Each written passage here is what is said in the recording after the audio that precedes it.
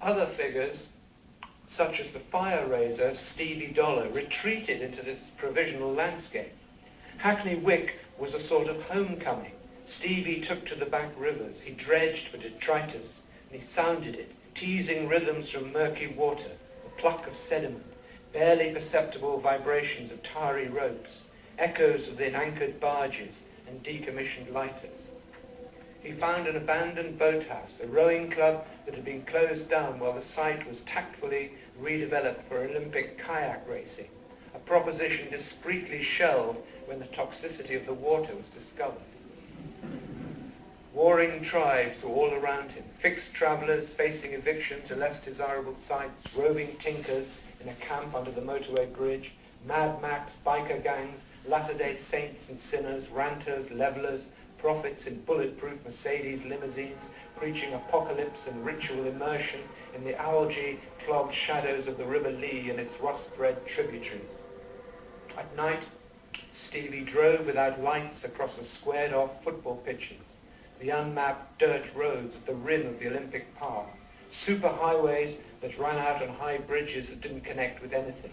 Drinking, tapes, pumping out heartbeat rhythms, he looked at the fuzzy lights through the Bird Street windscreen. Distant Canary Wharf winked red. Circling aircraft waited for clearance above Silvertown. The traffic snake in and out of Essex never stopped. Convoys rumbled into the Olympic Park, reshaping pyramids of yellow clay. With winter coming on, coated and booted, he went into hibernation. One of the traveller kids agreed to fetch his whiskey from the Russian supermarket. There was still plenty of cash stuffing his pillow. Keep the change, son. It might have worked if the boy's brother hadn't thought of a way to improve the profit margin by judicious decanting, by cutting the cheap booze with antifreeze. Dollar's punished but resilient system stood up to the insult for a few months. He was partly paralyzed, it's true, sucked into a cocoon of hopeless craving, memory flashes, marine replays, and vegetative sexuality. They found him, stiff as a board, one January morning on the snow-powdered, diamond-hard ground where the Hackney Wick Stadium had once been, a dog licking his bare black feet.